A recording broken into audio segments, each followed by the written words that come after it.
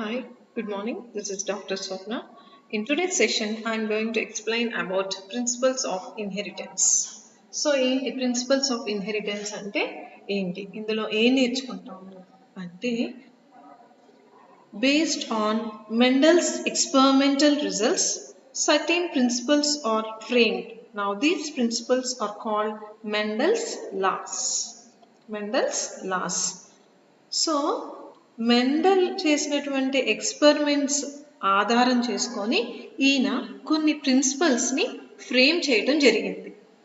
ఏంటి ఆ ప్రిన్సిపల్స్ అంటే they are 3 principle. One is law of dominance, second one law of segregation and law of independent assortment. ఈ 3 ప్రిన్సిపల్స్ని కూడా ఆయన చేసినటువంటి ఎక్స్పెరిమెంట్ బట్టి వచ్చినటువంటి రిజల్ట్స్ని బేస్ చేసుకొని ఫ్రేమ్ చేయడం జరిగిందనమాట. Okay, coming to the first law, that is law of dominance.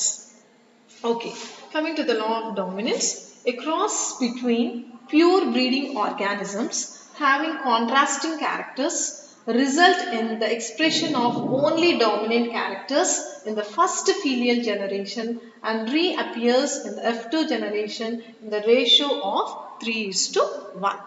So, law of dominance ఏం చెప్తుంది అంటే మనము కాంట్రాస్టింగ్ క్యారెక్టర్స్ ఉండేటువంటి ప్యూర్ బ్రీడింగ్ ఆర్గానిజమ్స్ని తీసుకొని క్రాస్ చేసినట్టయితే వచ్చేటువంటి F1 జనరేషన్లో అన్నీ కూడా డామినెంట్ క్యారెక్టర్స్ని ఎక్స్ప్రెస్ చేస్తాయి.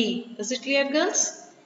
కాంట్రాస్టింగ్ క్యారెక్టర్స్ ఉండేటువంటి ప్యూర్ బ్రీడింగ్ ఆర్గానిజమ్స్ని తీసుకొని మనం క్రాస్ జరిపినట్టయితే F1 జనరేషన్లో వచ్చేవన్నీ కూడా they express dominant characters, and these dominant characters will reappear in the F2 generation in the ratio of 3:1. ఇదే డామినెంట్ క్యారెక్టర్స్ మళ్ళీ F2 జనరేషన్లో కూడా రీఅపియర్ అవుతాయి, but in the ratio of 3:1. F2 జనరేషన్లో మనకి 3:1 రేషియో అంటే 3 టాల్ని ఎక్స్ప్రెస్ చేస్తాయి, ఒకటి డ్వార్ఫ్ క్యారెక్టర్ని ఎక్స్ప్రెస్ చేస్తుంది అనమాట. So when we observe a cross of homozygous plant మనం క్రాసింగ్ చూసినట్టయితే చూడండి, homo means same. So parent 1 capital T, that means homozygous టాల్ని ఎక్స్ప్రెస్ చేసేటువంటి పేరెంట్ 1ని మనం పేరెంట్ 2 తోటి క్రాస్ చేసాం. పేరెంట్ 2 ఏం కలిగి ఉంది? స్మాల్ టీని కలిగి ఉంది. అంటే ఇట్ ఎక్స్ప్రెసెస్ డ్వార్ఫ్ క్యారెక్టర్. ఇది డ్వార్ఫ్ క్యారెక్టర్ని ఎక్స్ప్రెస్ చేస్తుంది. ఇలా ఈ రెండింటిని తీసుకున్నాం, వీటినే కాంట్రాస్టింగ్ క్యారెక్టర్స్ అంటారు. ఒకటి టాలు, ఇంకొకటి డ్వార్ఫ్. ఇవి రెండు కూడా ప్యూర్ బ్రీడింగ్ ఆర్గానిజమ్స్ అన్నమాట. ఇది టాల్ కి ప్యూరు, ఇది డ్వార్ఫ్ కి ప్యూరు. ఇలా రెండు కాంట్రాస్టింగ్ క్యారెక్టర్స్ ఉండేటువంటి ప్లాంట్ ని తీసుకొని క్రాస్ జరిపినట్టయితే capital T, small t, whereas parent 1 is crossed with parent 2, that is small t. మనం ఇలా క్రాస్ జరిపినట్టయితే సో చూడండి, the resultant offsprings are capital T, small t, capital T, small t, capital T, small t, capital T, small t. So F1 జనరేషన్లో వచ్చేవన్నీ కూడా all the F1 plants are heterozygous. Hetero means different, capital T, small t, రెండు different. కాబట్టి దీన్ని ఏమంటారు? ఇవి ఏ కండిషన్లో ఉన్నాయంటాము? హెటరోజైగస్ కండిషన్లో ఉన్నాయి. So all the F1 plants are heterozygous and having tall stems. So అన్నీ కూడా though they are in heterozygous condition, they expresses tall stem. Next, cross of heterozygous plant. ఇప్పుడు ఏం చేసాము? F1 జనరేషన్లో వచ్చినటువంటి హెటరోజైగస్ ప్లాంట్ని క్రాస్ జరిపినట్టయితే F1 జనరేషన్లో వచ్చినటువంటి హెటరోజైగస్ క్యాపిటల్ T, స్మాల్ టీని మనం క్రాసింగ్ జరిపినట్టయితే the resultant offsprings. So ఇక్కడ పేరెంట్ 1, పేరెంట్ 2 రెండు కూడా హెటరోజైగస్ కండిషన్లో ఉండేటువంటి పేరెంట్స్ని తీసుకున్నాం. ఇలా క్రాసింగ్ జరిపినట్టయితే సో చూడండి, capital T, small t. Next, capital T, small t, small t, small t.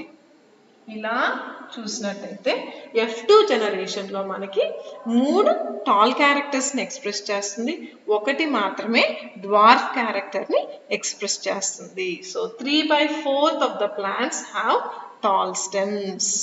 3/4 అంటే 4 వంతుల్లో 3 వంతులు కూడా టాల్ క్యారెక్టర్స్నే, టాల్ స్టెమ్నే ఎక్స్ప్రెస్ చేస్తుంది, ఒకటి మాత్రమే డ్వార్ఫ్ క్యారెక్టర్స్ని ఎక్స్ప్రెస్ చేస్తుంది అని అర్థం అనమాట. So it is clear. I think law of dominance is clear. ఇంకొకసారి చెప్తున్నానమ్మా. సో లా ఆఫ్ డామినెన్స్ అంటే ఏంటి అంటే ఇక్కడ ప్యూర్ బ్రీడింగ్ ఆర్గానిజమ్స్ని తీసుకొని, సో వాటికి ఏముండాలి, కాంట్రాస్టింగ్ క్యారెక్టర్స్ ఉండేటువంటి ప్యూర్ బ్రీడింగ్ ఆర్గానిజమ్స్ని తీసుకొని క్రాసింగ్ జరిపినట్టయితే వచ్చేటువంటి F1 జనరేషన్లో వచ్చేవన్నీ కూడా they always expresses tall, whereas these will reappear in the F2 generation in 3:1 ratio. 1, 2, 3 3 టాల్స్ ఒకటి డ్వార్ఫ్ 3:1 రేషియోలో మనకి రీఅపియర్ అవుతుంది F2 జనరేషన్లో అని చెప్తున్నారు. Is it clear, girls? Okay. Next, coming to the second law, that is law of segregation. Second one ఏంటి, law of segregation. So ఏంటి law of segregation అంటే ఏం చెప్తున్నారు, during gamete formation the paired factors, that is capital T, small t, capital T, small t present in F1 plant segregate independently and enter different gametes. So each gamete receives either capital T or small t from the paired factors capital T, small t, which are responsible for expression of a single character. So ikkada law of segregation, segregation means separation అని అర్థం. law of segregation అంటే అర్థం ఏంటమ్మా, separation. So ఇక్కడ ఏం చెప్తున్నాడు అంటే ఇక్కడ గ్యామిట్ ఫార్మేషన్ జరిగేటప్పుడు paired factors, that is capital T, small t. So for example మనం ఈ F1 ప్లాంట్లో చూసాం క్యాపిటల్ T, స్మాల్ t, మనం F1 జనరేషన్లో చూసాం క్యాపిటల్ T, స్మాల్ tని. సో ఈ F1 జనరేషన్లో చూసినటువంటి F1 ప్లాంట్లో చూసినటువంటి ఈ క్యాపిటల్ T, స్మాల్ tని చూసినట్టయితే ఇవి ఏమవుతాయి అంటే ఇండిపెండెంట్గా సెగ్రిగేట్ అవుతాయి, అంటే సపరేట్ అవుతాయి అని చెప్తున్నారు. I will show you. Capital T, small t.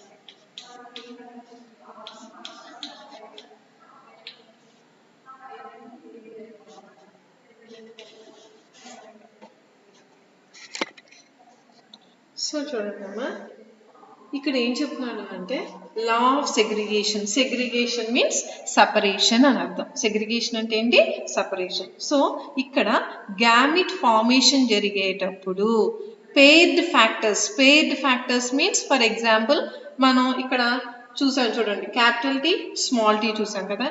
So ఇవేంటి, వీటిని ఏమంటారు అంటే పేర్డ్ ఫ్యాక్టర్స్ అంటారు. వీటిని ఏమంటారు, పేర్డ్ ఫ్యాక్టర్స్ అంటారు. But it expresses only one character. ఏదైతే డామినెంట్గా ఉందో అది మాత్రమే ఎక్స్ప్రెస్ అవుతుంది. సో ఇక్కడ ఏం చెప్తున్నాడు అంటే, సో ఇక్కడ during gamete formation the paired factors present in F1 plant separate independently and enter different gametes. So each gamete receives either T or small t, capital T or small t from the paired factors capital T, small t. So is it clear, girls? So ఇక్కడ gamete formation జరిగేటప్పుడు ఇవి ఏమవుతాయి అంటే ఇలా heterozygous condition లో ఉండేటువంటి ఈ paired factors అనేవి సెగ్రిగేట్ అవుతాయి, సపరేట్ అవుతాయి at the time of gamete formation. Gametes form అయ్యేటప్పుడు ఇవి సపరేట్ అవుతాయి అని చెప్తున్నాడు. ఎయిదర్ క్యాపిటల్ టీ అయినా క్యాపిటల్ టీ గ్యామిట్స్ ఉంటాయి, అలాగే స్మాల్ టీ గ్యామిట్స్ కూడా ఉంటాయి అని చెప్తున్నాడు. So each gamete receives either capital T or small t. For example, మనం sperms చూసామనుకోండి, the sperm may receive the gamete may receive capital T, whereas the other gamete may receive small t. అలాగా gametes either small capital T కానివ్వండి లేదంటే small T కానివ్వండి. Capital T కానీ receive చేసుకుంటే కొన్ని gametes small టీని receive చేసుకుంటాయి అన్నమాట. ఓకేనా, which are responsible for expression of a single character. So ఏదైనా సరే ఒక సింగిల్ క్యారెక్టర్ని ఎక్స్ప్రెస్ చేస్తుంది అని చెప్తున్నాడు. Is it clear? So law of segregation ఏం చెప్తుంది అంటే paired characters or paired factors ఏవైతే ఉన్నాయో ఈ పెయిర్డ్ ఫ్యాక్టర్స్ అనేవి at the time of gamete formation, gametes తయారయ్యేటప్పుడు ఇవి సపరేట్ అయిపోతాయి. క్యాపిటల్ టీ సపరేట్ అయిపోతుంది, స్మాల్ టీ సపరేట్ అయిపోతుంది. సపరేట్ అయ్యి ఇవి ఇండివిజువల్ క్యారెక్టర్స్కి రెస్పాన్సిబుల్ అవుతాయి. It is responsible for expression of a single character అని చెప్తున్నాడు అనమాట. either capital T, కొన్ని గ్యామిట్స్ క్యాపిటల్ టీని కలిగి ఉంటాయి, కొన్ని గ్యామిట్స్ స్మాల్ టీని కలిగి ఉంటాయి అన్నమాట. So which is responsible for the expression of a single character. So this is law of segregation. Next, third one is law of independent assortment. Next, third one ఏంటమ్మా? law of independent assortment. So law of independent assortment చూసినట్టయితే, so according to this law, the genes for each pair of characters, separated independently from those of other characters during gamete formation. So ఇది మీకు ఇంకా బాగా అర్థం కావాలి అంటే చూడండి. So ఇక్కడ pair of characters, the genes for each pair of characters separated independently. So ఈ pair of ఇదొక క్యారెక్టర్ ఓకేనా. ఇవి ఏమవుతాయి at the time of gamete formation separate అయిపోతాయి and independently from those of other characters during gamete formation. Gamete formation అయ్యేటప్పుడు, gametes form అయ్యేటప్పుడు ఈ paired jeans అనేవి సపరేట్ అయిపోతాయి అని చెప్తున్నాడు. ఈ పెయిర్ ఆఫ్ క్యారెక్టర్స్ అనేవి సపరేట్ అయిపోతాయి అన్నమాట. This is one pair of character and this is another pair of character. So ఇదొక క్యారెక్టర్ని ఎక్స్ప్రెస్ చేస్తుంది, ఇదొక క్యారెక్టర్ని ఎక్స్ప్రెస్ చేస్తుంది అన్నమాట. ఇవి ఏమవుతాయి అంటే సపరేట్ అయిపోతాయి. చూడండి అలాగో. So for example capital Y capital R. So capital Y capital R. Next capital Y small r, capital Y small r. Next small y తీసుకోండి, small y capital R, small y small r. ఇలా separate అవుతుంది. యాక్చువల్గా ఇది ఇచ్చేది ఏంటి అంటే it gives which colour, okay. So yellow round,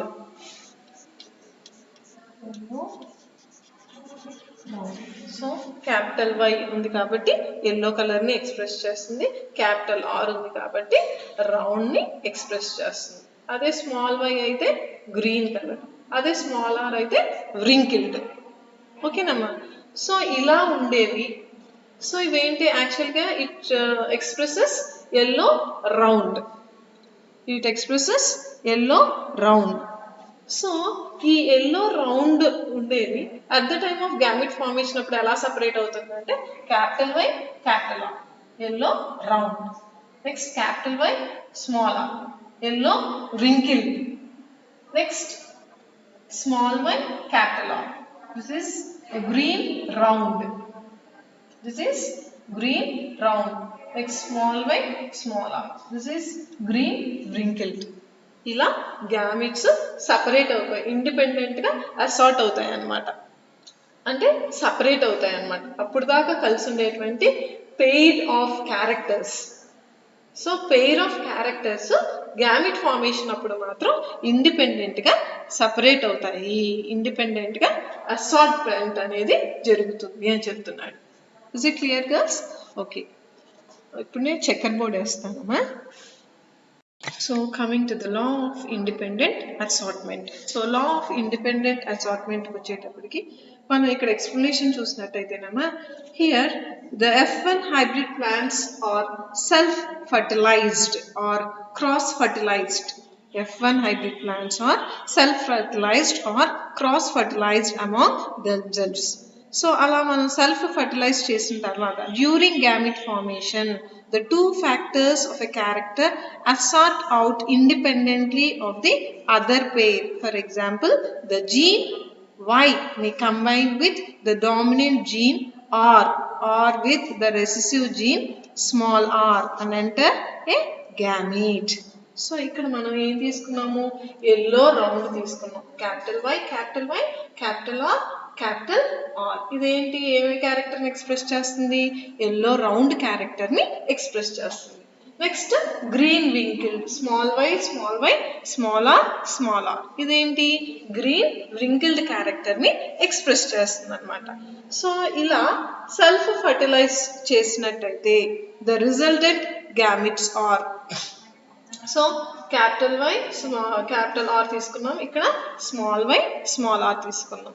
So the resultant is capital Y, small y, capital Y, small y, capital R, small r, capital R, small r. So ఇక్కడ ఏం వచ్చింది, heterozygous yellow round వచ్చింది. The resultant is heterozygous yellow round.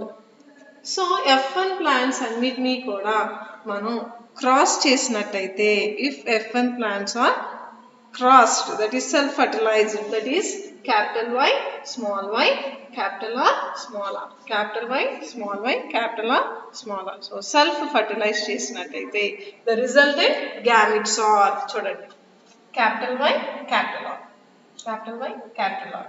Next capital Y, small r. Next small y, capital R, small y, small. మళ్ళీ repeat చేస్తున్నాను చూడండి అమ్మా. So F1 plants, the F1 plants మనం crossing జరిపినట్టయితే capital Y small y capital R small ఆర్ని మనం self fertilize చేసినట్టయితే the resultant gametes ఏమొస్తాయి, capital Y capital R, capital Y small r, next small y capital R, small y small r. So ఇవన్నీ కూడా male gametes. If all the 4 male gametes are fertilized with the 4 female gametes, male gametes female gametes తోటి unite అయినట్టయితే the resultant offsprings are, చూడండి మనం male గ్యామిట్స్ని ఇక్కడ వేసుకున్నాము, female గ్యామిట్స్ని ఇక్కడ వేసుకున్నాం. సో ఇలా గ్యామిట్స్ వేసుకొని ఇవి ఫర్టిలైజేషన్ జరిగిన తర్వాత చూడండి, capital Y capital Y capital R small r. So ఇది ఏమిస్తుంది, క్యాపిటల్ వై అంటే ఎల్లో కలర్, క్యాపిటల్ ఆర్ అంటే round, so yellow round colour. Next చూడండి, capital Y capital R small are, yellow round. Next capital Y small y capital R small r, capital R, so yellow round. So ఇక్కడ capital Y dominate కాబట్టి yellow colour, capital R కాబట్టి round colour. Next capital Y small y capital R small are, yellow round. Next capital Y capital R small are, yellow round. Capital Y small are yellow wrinkle. So R అంటే small R అంటే డెఫినెట్గా it expresses wrinkle character. Next capital Y small Y capital R small r. Next capital Y small y, small r. So it expresses yellow, capital Y ఉంది కాబట్టి yellow, small r ఉంది కాబట్టి wrinkled, yellow wrinkled. Next, capital Y, small y. Capital R, capital R. So, capital Y, small y yellow, capital R, round. Yellow, round ni express చేస్తుంది. Next,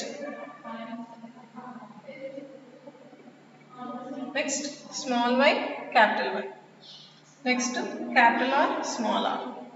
So, capital Y, small y ante yellow, capital R, small r ante round. Next, small y, capital R. So, green. Small y ante green color ni express చేస్తుంది. capital R ante round. Green and round. Next, small y. Next, capital R, small r. Green, round. Next, capital Y, small y. Capital R, small r. Yellow, round. Capital Y, small y ante yellow color. Capital R, small r ante round. Yellow, round character ni express చేస్తాం. Next, small y, capital Y, small y. Small r, yellow, wrinkled. Capital Y, small y ante yellow color. Small r ante wrinkled. Next, small y, capital R, small r ante green. Small y ante green color. Capital R, small r ante round. Next, small y, small r. So, small y ante green color ni express చేస్తుంది. Small r ante wrinkled. So, it is green wrinkled. So, the resultant offsprings in the F2 generation. So, మనకు వచ్చినటువంటి F2 generation, F1 generation లో వచ్చినవి self fertilise చేసి self fertilisation జరిపినట్టయితే మనకి F2 generation లో వచ్చినటువంటి phenotypic ratio ఏంటి అంటే 9:3:3:1 రేషియోలో వచ్చింది. సో ఎల్లో రౌండ్ ఎన్ని వచ్చాయి? ఎల్లో రౌండ్ అంటే 9 వచ్చాయి. సార్ చూడండి, ఎల్లో రౌండ్ ఎన్ని వచ్చాయమ్మా? 1 2 3 4 5 6 7 8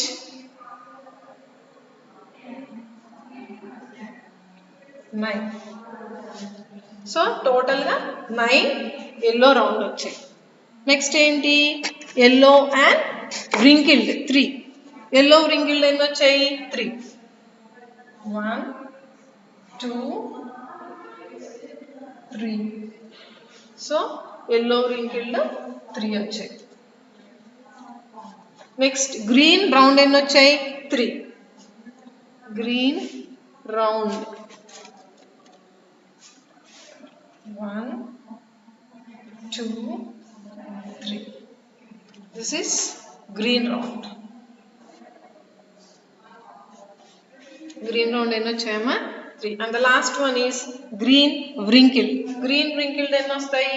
Only 1. Green wrinkled ఎన్ని వస్తాయమ్మా? 1.